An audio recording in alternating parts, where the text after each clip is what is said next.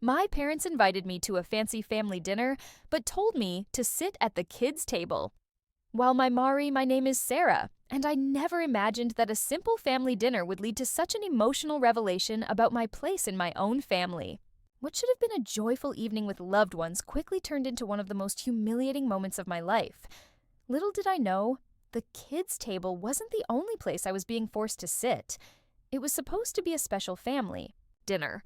My parents had invited everyone to celebrate my brother's promotion, and I was looking forward to catching up with relatives I hadn't seen in a while.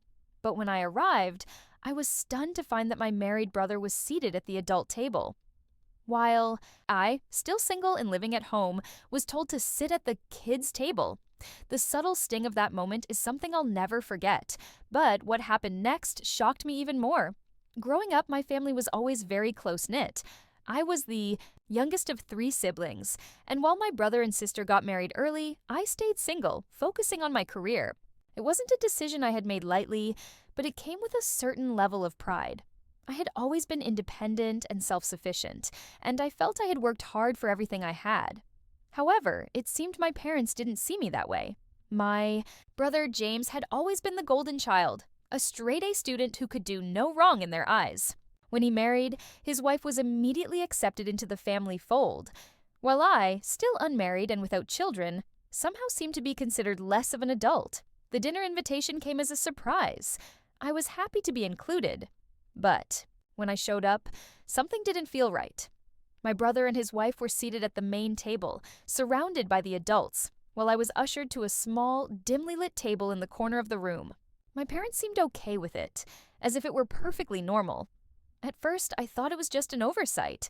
Perhaps they forgot that I'm an adult now and still consider me the baby of the family. But as the evening unfolded, it became clear that this was no mistake. I overheard my mother whispering to my aunt, "We just wanted to keep things light at the kids' table, you know." It was as if my entire existence, everything I had achieved, was reduced to nothing but a label. The kid. As the adults at the main table laughed and shared stories, I could hear their voices drifting over to me, but it wasn't the same. I wasn't part of the conversation. My cousin, who was 4 years younger than I, was seated at the same table, and the entire situation felt surreal. I tried to engage in some of the discussions, but it felt forced.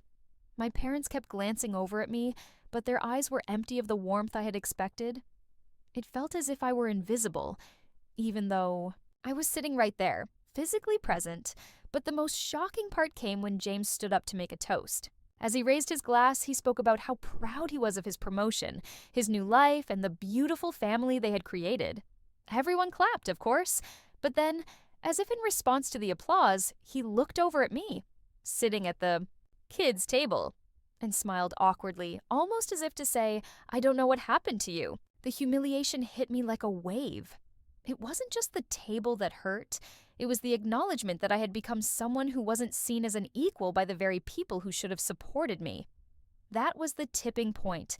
My anger had been simmering beneath the surface all evening, but now it was boiling over. I excused myself from the table, telling my parents I wasn't feeling well. I didn't even wait for their response. As I walked to the door, my mom called after me, asking if I was okay, but I didn't answer.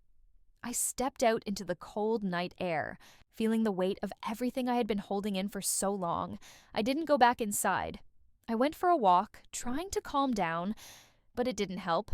I realized something I hadn't wanted to face. My family had never really seen me as an equal. No matter how hard I worked, no matter how successful I became, I was still the kid, the one who hadn't followed the prescribed path of marriage and children. The next morning, my phone buzzed. It was a message from my mom apologizing for what happened the night before. She said she didn't realize how much it had hurt me, but I didn't feel like it was enough. It wasn't just about the dinner. It was about how my family's expectations and biases had shaped my entire life. I knew then that I had to change the way I saw myself. I wasn't just a kid. I had built a life for myself, and I deserved respect for that. The evening was a wake-up call. I realized that sometimes the people who should be the most supportive are the ones who need to be taught the biggest lessons. So, I made a choice to stop waiting for validation from those who never really understood me. It was time to redefine who I was on my own terms, and if that meant distancing myself from my family for a while, so be it. Sometimes, family doesn't recognize the strength you have until you show them you don't need their approval to thrive. And maybe that was the greatest lesson of all. Where are you watching from? This story follows the structure you requested and is designed to engage viewers emotionally, culminating in a reflective resolution. Don't forget to like, comment, and subscribe to join the conversation and help share stories that matter. Take care.